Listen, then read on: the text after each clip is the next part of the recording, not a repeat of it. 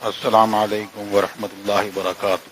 اما بعد فاعوذ باللہ من الشیطان الرجیم. بسم اللہ الرحمن الرحیم. اللہ وکونوا مع الصادقین. صدق اللہ العلی العظیم وبلغنا رسوله النبی الامین الکریم ونحن علی ذلک لمن الشاہدین والشاکرین والحمد للہ رب العالمین. ایک بار دل شریف کا نذرانہ پیش کریں. اللہم صلی علی سیدنا محمد. حضور مفتی اعظم کے عرس کی تقریب میں ہم لوگ حاضر ہیں. میں کیا بیان کروں. ابھی آپ نے ایک بہت ہی شاندار خطاب مفتی عاشق حسین صاحب سے سماعت فرمایا. اللہ تبارک و تعالیٰ ان کو جزائے خیر دے. والد گرامی حضور تاج الشریعہ نے جو منقبت اور کئی منقبتیں حضور مفتی اعظم ہند کی شان میں لکھی، انہی میں سے ایک مفتی اعظم مفتی اعظم دین خیر الورا خیر الورا جلوے شان عرفان احمد رضا. مفتی اعظم دین خیر الورا جلوے شان عرفان احمد رضا. دید احمد رضا دید احمد رضا اے تمہیں دیکھنا ذات احمد رضا کا ہو تم آئینہ. کیا کہوں حق کے ہو کیسے تم مقتدا. کیا کہوں حق کے ہو کیسے تم مقتدا. مقتدایان حق کرتے ہیں اقتدا. مقتدایان حق کرتے ہیں اقتدا. ان کی مدحت کو میں کس سے مانگوں زبان. ان کی مدحت کو میں کس سے مانگوں زبان. کیا مقام ثریا بتائے سرا. احمد نوری کے یہ مظہر تمام. یہ ہے نوری میاں نوری ہر ہر ادا. نور کی میں پلاتے ہیں یہ روز و شب.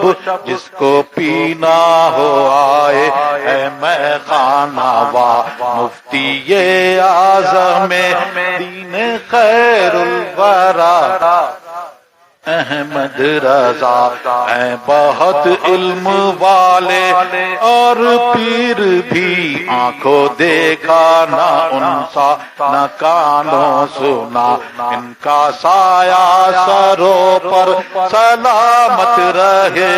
ان کا سایہ سروں پر سلامت رہے. اونچ چڑھاتے رہے یوں ہی دشمن صدا.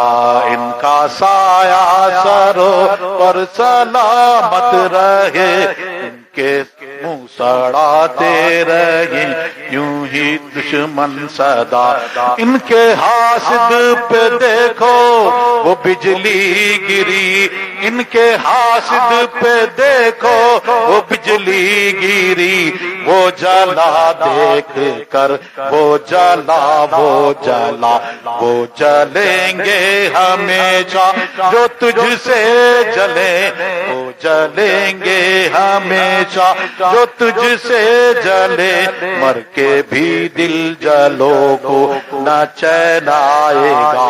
عاشقوں کے جگر ان سے ٹھنڈے رہے. عاشقوں کے جگر ان سے ٹھنڈے رہے. دشمنوں پر رہے بن کے شکل قضا. اور ہوں گے جنہیں تجھ سے لالچ ہو کچھ میرے. ہوں گے جنہیں تجھ سے لالچ ہو کچھ میرے. ہوں گے جنہیں تجھ سے لالچ ہو کچھ تیرے اختر کو کافی ہے تیری صدا.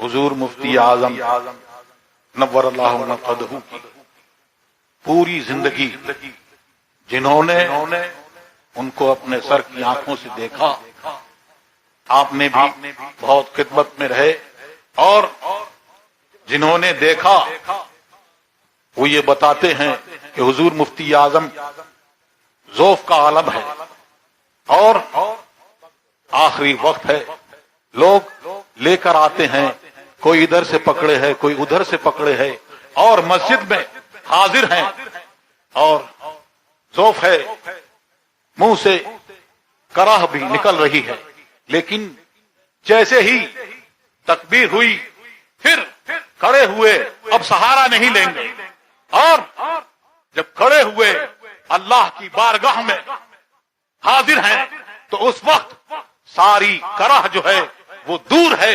فرماتے ہیں کہ ایسے کراہ دور ہو گئی جیسے اللہ تبارک و تعالیٰ کی خشیت میں سب تحلیل۔ یہ ان کا عالم، اور ان کے سامنے بہت سے لوگ حضور بحر العلوم فرماتے ہیں، انہوں نے واقعہ نقل فرمایا اور فرماتے ہیں کہ ایک جگہ میں حاضر تھا، اور بہت جگہ ایسا ہوتا ہے کہ مقرر بہت کچھ بول کر چلے جاتے ہیں، لیکن حضور مفتی اعظم ہند ممبر پر تشریف فرما ہو اور کوئی کچھ بھی بول کے چلا جائے، ایسا ہو نہیں سکتا۔ ایک بار وہ فرماتے ہیں کہ مجھ سے یہ الفاظ نکلے کہ اللہ تبارک و تعالیٰ نے یہ لفظ استعمال فرمایا۔ حضور مفتی اعظم ہند صبح کو جا رہے ہیں، سفر میں ہیں کہ آپ نے مولانا کل آپ نے اللہ تبارک و تعالیٰ کے لیے لفظ عمل کا استعمال فرمایا، قرآن و حدیث سے باری تعالیٰ کے لیے اگر یہ ثابت ہو ٹھیک ہے، ورنہ اس بات کی آپ تحقیق کر لیں۔ وہ فرماتے ہیں کہ 20 برس گزر گئے، مجھے یہ لفظ ایسا نہیں ملا استعمال، اور وہی فرماتے ہیں بحر العلوم، وہ فرماتے ہیں، اور ان کی بھی بہت بڑی شان ہے، کون آج اس کا ذکر کرتا ہے؟